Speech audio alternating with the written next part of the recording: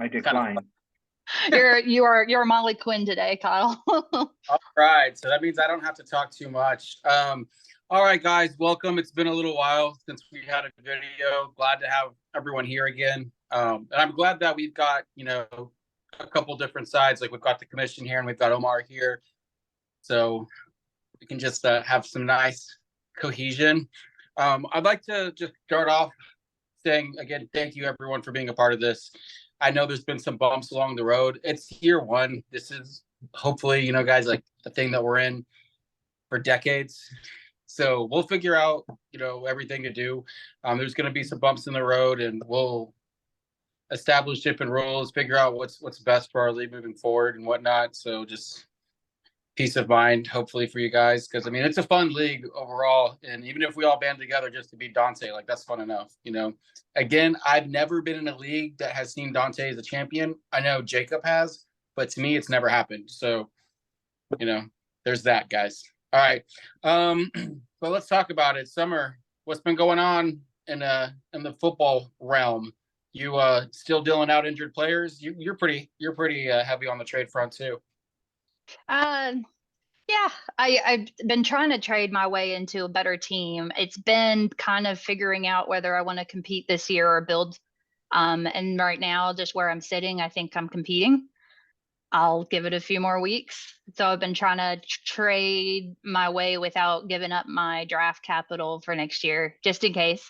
But I will say this. I know people have the impression that I trade away people and then they get injured and it's some kind of witchery. It is not.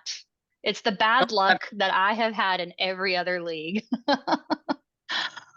But you guys should still trade with me. So there you go. I'm very fair. I would say I'm very fair with my trades, and I don't suggest ridiculous trades. Well, Omar's traded his way into a fucking championship. Like, did I really? But did I not draft well? I mean, how many trades have you done? I could tell you right now. I know the biggest, the best trade for me was trading away Amari Cooper for Kamara. Preseason before the season started. Those 3 games sitting out was well worth, what he's been producing right now. That's probably, my favorite trade of my team, but I've made, should have hit transactions, but I haven't made that many trades in this league. I've made 0, so both y'all fools are crazy to me. You haven't made any trade? Bro, you know what? I want to say thank you from the bottom of my heart for not giving me Jahan Dotson. This is not. I wanted Dotson from you, remember? I can't remember what I offered. I'm not saying it was good or bad. It was a bad trade. You haven't offered me a good trade. So. Sure. I'm just saying, you said you valued him higher, which is perfectly fine. I probably did lowball you because it was the beginning of the year and I didn't, I don't know anybody's style. So, why shoot for the top? But yeah. No, you're not. I valued him higher than I do now. But again, it's Dynasty. Guys might struggle. He has Sam Howell as his quarterback right now. You never know who it's going to be next year. The stuff that he showed his rookie year is, things that guys who have productive careers tend to show. So we'll see what happens. Hopefully he has better days ahead of him for my sake, because that makes my team a hell of a lot better if Jahan Dotson is a good football player. I think he is a good football player. I just think this year, Sam Howell, the way it's going, he had 8 targets last week. He did drop a freebie touchdown, though, walk in. But can't talk because Tyreek Hill did it to me last week to add more points. But, he at least had 80 yards and a touchdown already.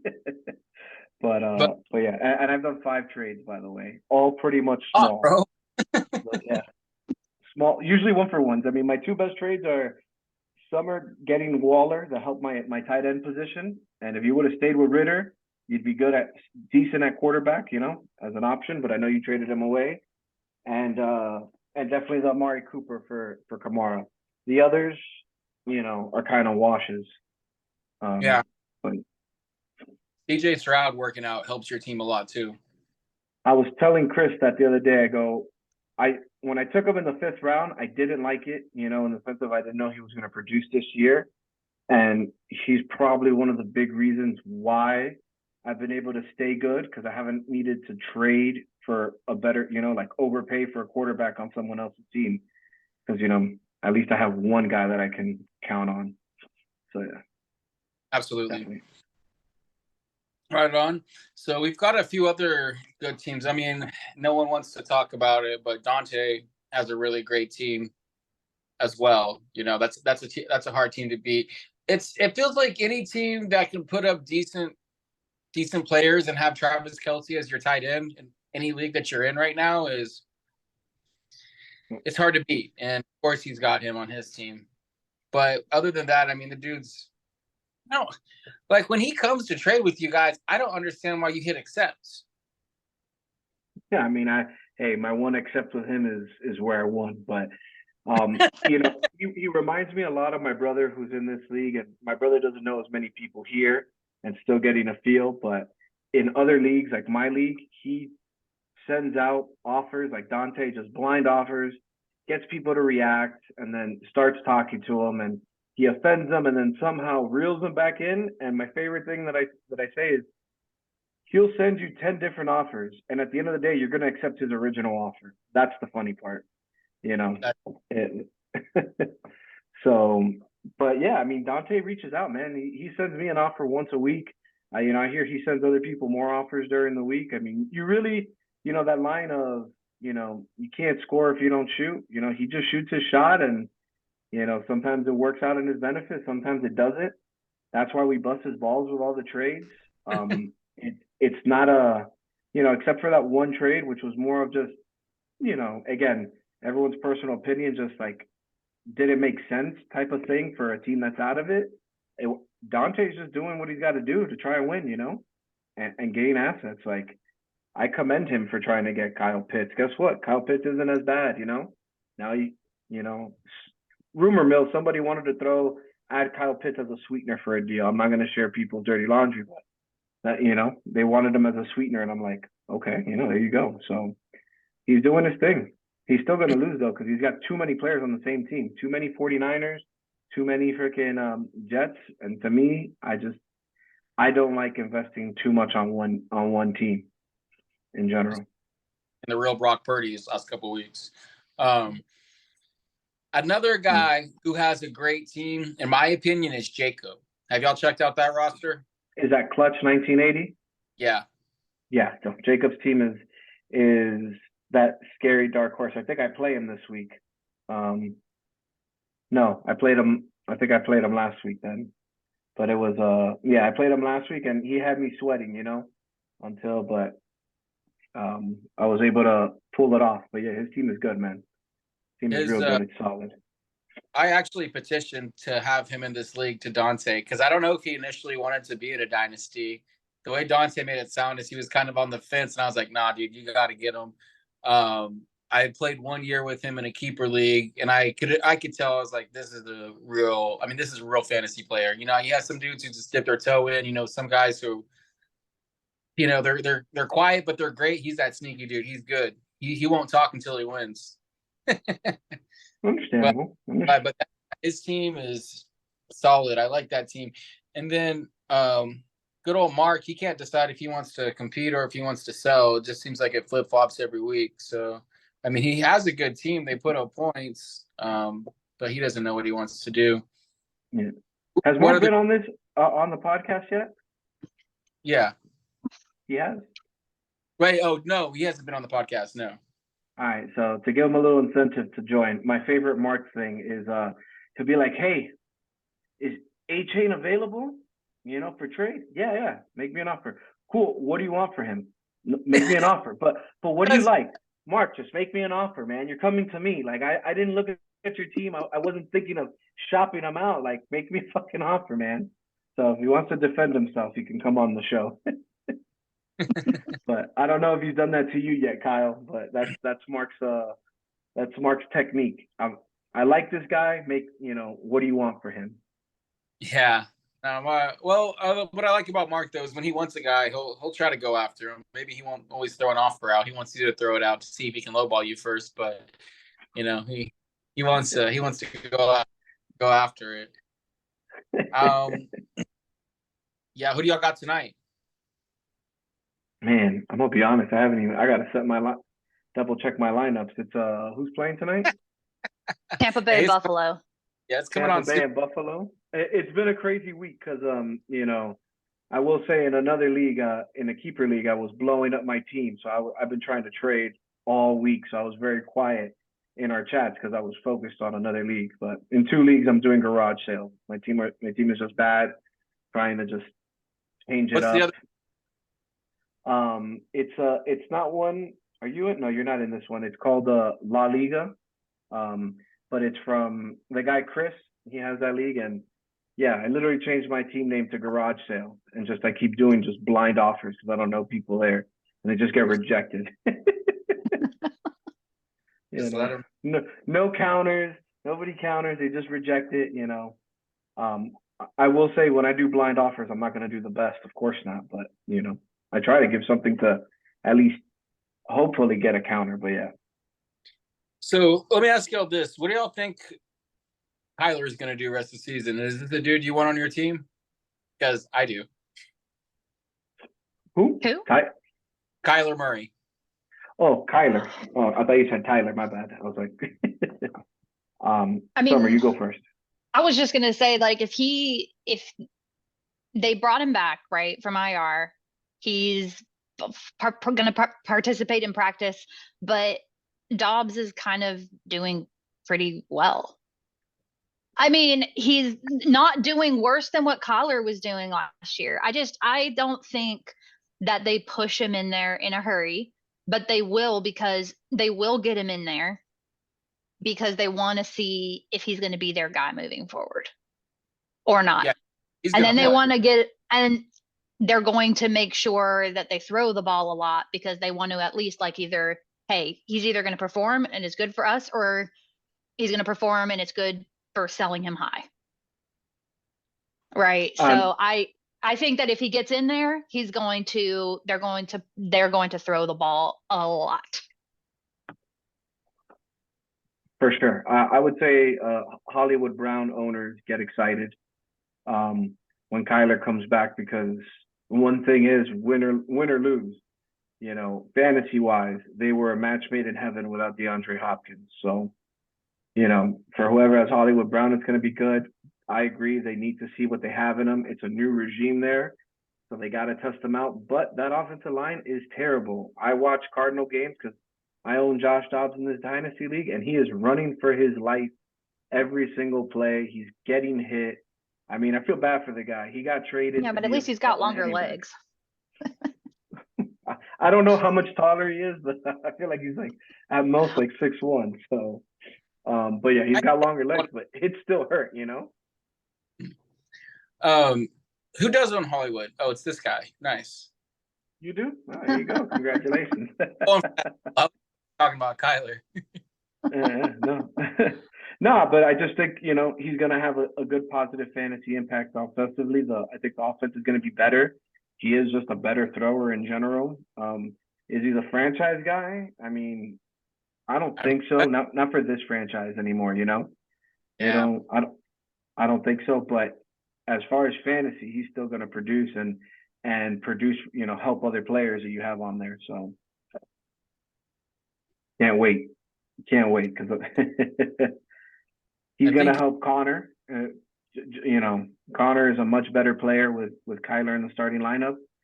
So yeah, I can't wait. So you think you're going to Omar, you think you're the team to beat?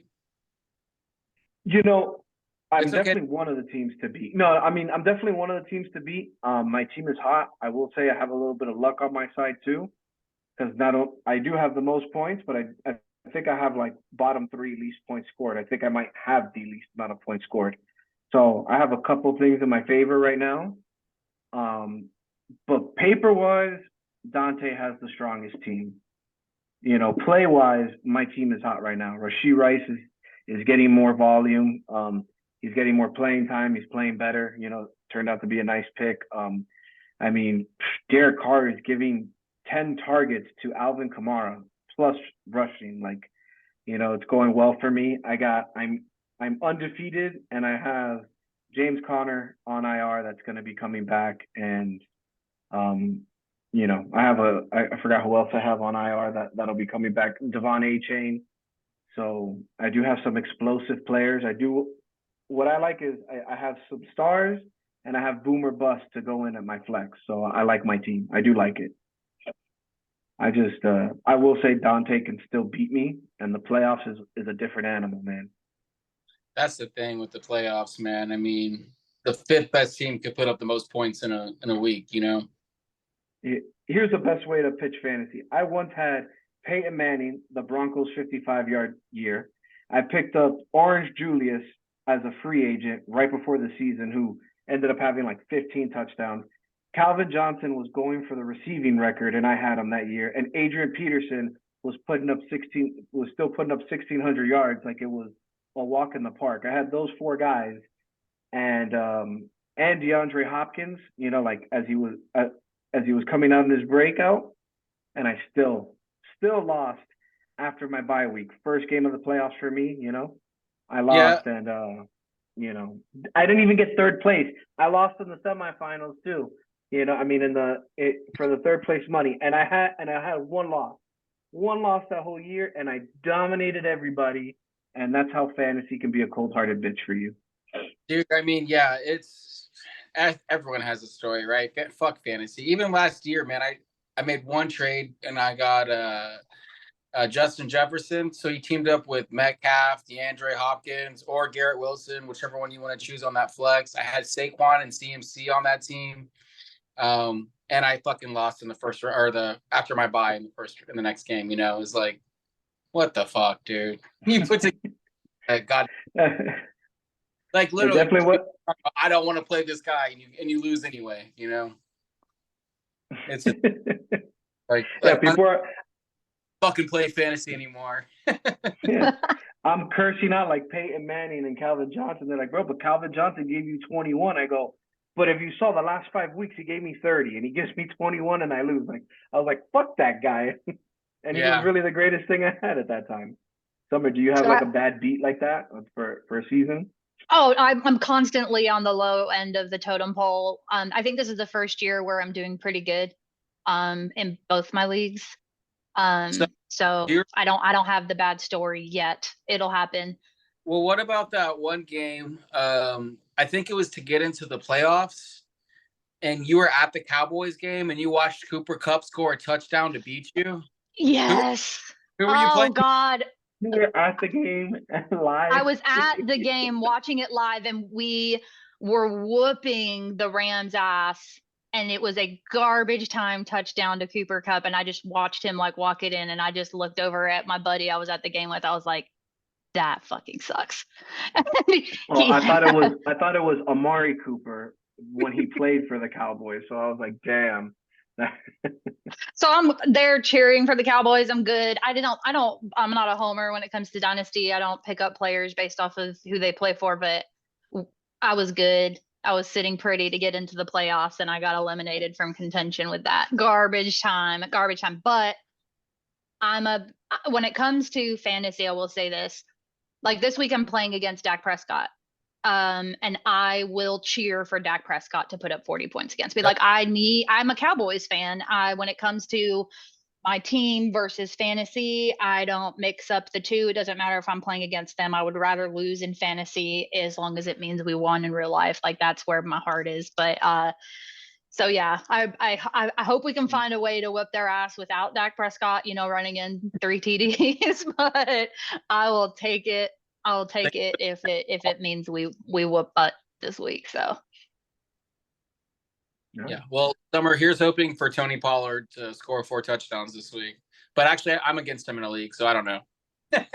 Oh, great. Yeah, I was like to be able to enjoy football, I had to like decide really early on. The first year I played fantasy, I hated watching football. I was like, man, this is not fun anymore. And I had to decide really early on that when it comes to actually like my team and who I'm cheering for and whatever, I gotta choose football over fantasy. So well, Omar, I bet you're like me. I'm in 7 leagues, so at some point it's like you can't even cheer for people to do well because you're playing against them or your team's playing them. It's just like at the end of the day, you just want to look at the scores and be like, did I win or lose? Well, my biggest issue is, yeah, I stopped looking at my opponent and what they have. I only look at it in two leagues, the Dynasty because I'm undefeated, and then the league that I run. And then every other league is just like I'll look at the score, see what I'm doing, and the 3 o'clock or 4 o'clock games for the Eastern people, I look at, is when I start to look at what do I need and what do people need. Yeah. But yeah, these 12 o'clock games, I have no care in the world. I don't look, I try not to pay attention to it. Just because, yeah, it can really ruin it for you when you're looking. Even on a good day, you look and you're like, oh damn it. I do have a question though, since I have two commissioners on here. In the future, will there be a punishment for being last place? I want to have one. I think there should be. So I want to just go ahead and say yes. We talked about it. I think the only reason we didn't implement one is we didn't have time to really decide on what it would be before the season started. Mm-hmm. I don't think No, anybody's in disagreement. That would be a good incentive not to tank. Yeah, we got to make it something where obviously it's doable by everybody, but also where it's like, yeah, I don't want to lose because I get that, I was just curious, I mean, if you don't want people to make them pay, dude, $100, so $100 last place goes to the jackpot. Oof, TJ, get your wallet open then.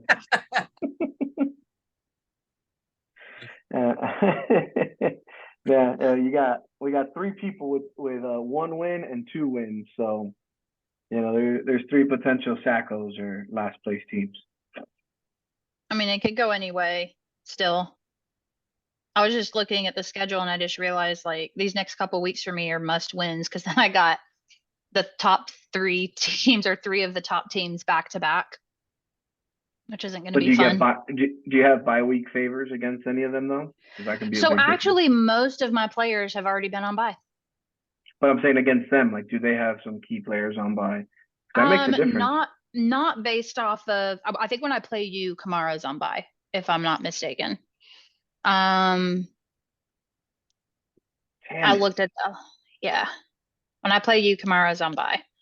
I didn't check the others, but I just realized the sequence it's going in. The sequence at the beginning of the year doesn't really mean anything, but then when people start kind of putting their team together and you realize, oh crap, like they got a strong team and you're going to play through the three of the strongest teams 3 weeks in a row. That's potentially 3 losses in a row. So that's when I'll garage sale. Well, we got some breaking news. I think we should talk about right quick and then watch this game that's about to come on. But the reason I say we should talk about it is because we do have some Dolphins fans in here. And it looks like they've got a cornerback. Oh, just popped up for me. Jalen is playing this weekend versus the Pats. And, the Pats have a dangerous receiving course. They definitely need him back for this game. I hope he's on a pitch count. That's, to be honest, though, because though I'm excited about it, my thing is I don't want to rush somebody back and get them re-injured to not have them for the rest of the year. The Dolphins are 5-2. I know we only have 2 losses, and we're looking good. I know we haven't beat a team over 500, but fuck it. There's many other under 500s that will dominate and get ourselves in the playoffs, but I'd rather him, get eased back in and then so we can capitalize. But we definitely do need him back. We do need a DB. We are depleted there. Howard didn't play last week. I mean, people don't know it, but we didn't have our full defense last week, not making an excuse. And we also lost. I'm not even making an excuse for the flags, but it is strange that there's not one flag, one penalty against Philly for a whole game. And I know that the 2 flags that they did call on them were offset penalties. So, that's a little bit horseshit, but that's still not the excuse because we still had a chance to win it. My boy Tyreek Hill dropped one. Tua threw a desperate deep ball that didn't need to be thrown that caused the turnover. But, we were there and we lost it, more than anything. But that fucking tush push is unstoppable. And I think that should be talked about, by the way. I don't know, but what are your thoughts about the tush push, Summer? I just think it's funny how everybody gets so upset about it because it's unstoppable. I could do it too. Yeah, nobody else can. I mean, just go do it. Go do it as well. People get upset about things if they can't control it. So I don't think there's anything wrong with the play necessarily.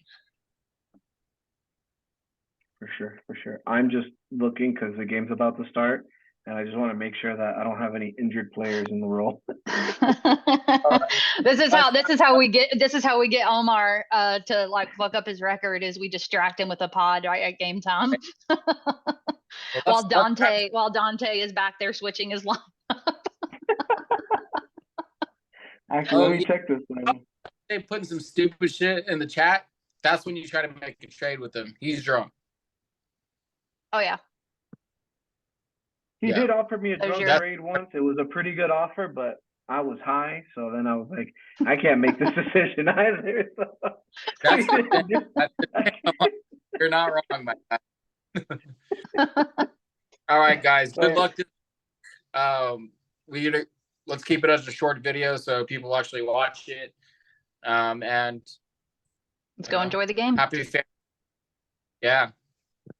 For sure. Good Bye, luck, y'all. everybody. If I don't play you, good luck. Bye, guys.